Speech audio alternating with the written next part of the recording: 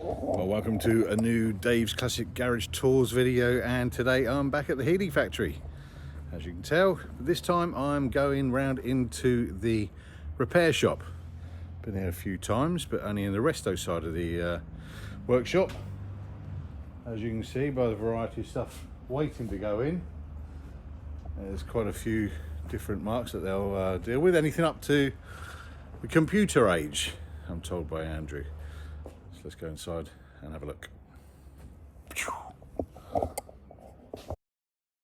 Pump and Right. crank policy on. Okay, Andrew. So we're Yes. in your domain. Yeah, the service department of the business. This is obviously what the business is known for. Yeah, at Austin Healey's, that was a 63 BJ7. Yeah. And we're doing a lot of work to that. Suspension work, brakes, new radiator, which the guys have just taken out. Right.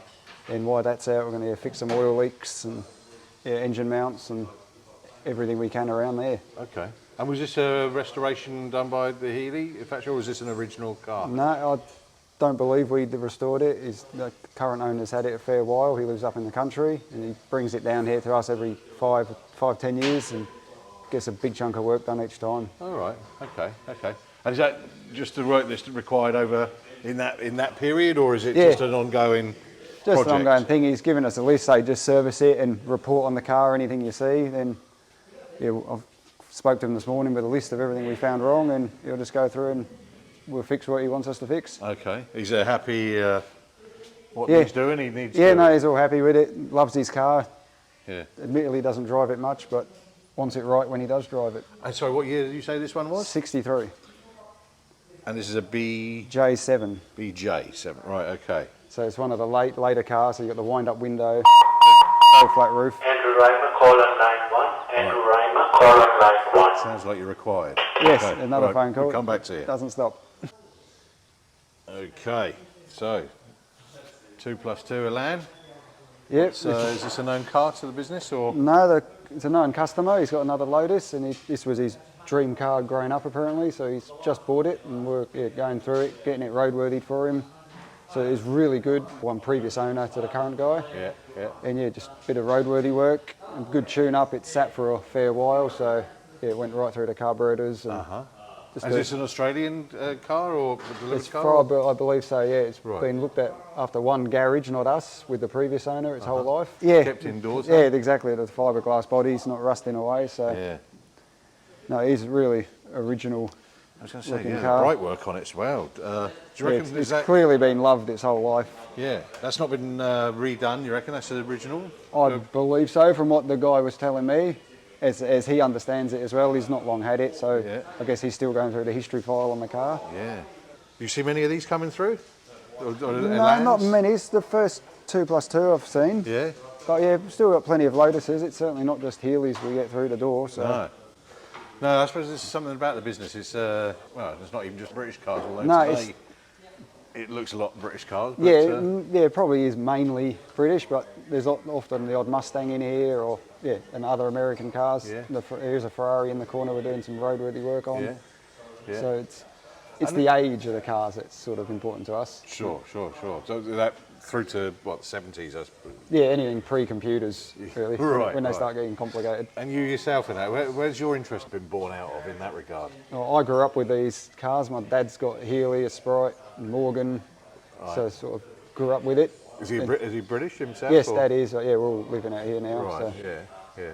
Oh right. Grew up with it and been working here for over 17 years now. Yeah. So, Oh wow. yeah, long time. Years, Yeah. definitely.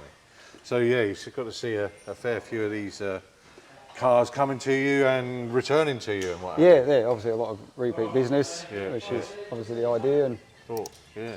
Okay. All right. Now MGA. MGA, yes.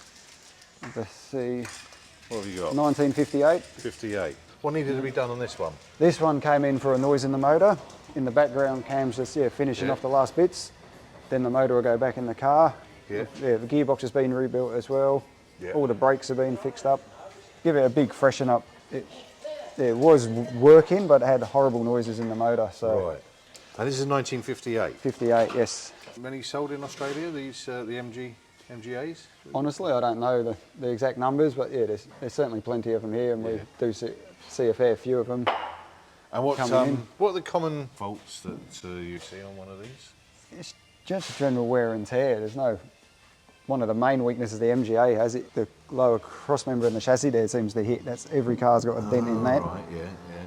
But other than that, they're all pretty rugged old things, and Right.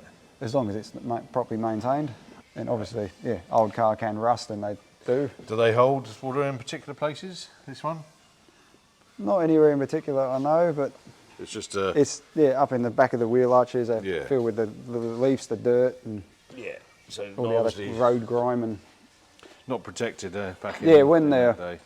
yeah, like 30 years ago and 40 years ago when they weren't so valuable really. A lot of them were let go. Yeah, still a graceful looking car though, isn't it? Eh? Beautiful looking thing. Okay. Powered by Ford and styled by Italians, eh? Yes, yeah, Come in and show what we got here. combination. So, yeah, 1972 Pantera, Di Mattaso, like you said, yeah, the Ford V8 in the Italian styling. So, I've never seen one in British Racing Green before. Have you? no, it's a nice early car, the one without the big body kit. Yeah, yeah. And this is one where we have done previously a lot of work to this car. All right. So, yeah, we converted it, the right-hand drive conversion. Okay. That's probably 5-6 years ago, maybe even longer now. Tell me about that process of that conversion to. Yeah, it was actually done a few previously as well. So it had all the moulds, like for the dashboard and all that upstairs. Right. So yeah, dragged all them down, made the moulds as needed, and yeah, fabricated pedal boxes and Yeah. yes, Oh, right. got the other steering racks and whatever else was needed. No, it's a stunning, like I say. Do you reckon that's the original colour on it? It certainly suits the car, so Yeah. a close variation of that I reckon would be Never close to seen it. original. Then this one's at the flat black bonnet, Yeah. a bit of a Well used, is it? What's the? yeah, no, he drives it a lot. Yeah, yeah, he's. Yeah, Sorry, good- what's the good. work being done this time round? So this is just a service this time, but good service. Like it's obviously oil and filters, Yeah. full check over. Yeah, we're doing brake discs. Yeah, they're worn out, and a few other bits. A good tune up as well. Yeah, I bet she sounds like a cracking motor to start up and whatever. Again, we've seen a lot of a few suspension rubbers that want replacing. So Right. yeah, ordered the parts coming from overseas for that. Where are the big supplier of this car now doing those aftermarket parts? We found in America. Yeah. Not just the motor, but all the suspension parts. Yeah, coming from the States there right. as well. Right. Yeah. Oh, it's a cracking looking car, this one, eh? So Chris telling me last time you got stuff turning up to be shipped off to Europe sometime soon. Is they've that... all gone. Oh, they've all Those gone now? 12 cars have gone. Oh, really? So we've actually got a bit of space around the factory now, which is a big relief. Yeah. Yeah, a few mad rushes, getting everything done Yeah. before the containers left. Wow. Oh, I missed all that. Oh, I was hoping to see them being put Yeah, in. no, there's 6 cars in each container, and Yeah. there's 12 cars in total. God, that's a bit of a Shipped hectic off. day, that, isn't it? With Yeah, we loaded them over a few days, and Yeah. in between the hot weather, because it's Yeah. bloody hot in a container. yeah, I bet, yeah. But right, and these two pretty similar. No. Yeah, no, it's different models. So you can see Right. this one's the wind-up window BJ7 again, Yeah. and that one's a 3000 Mark 1. The BJ7.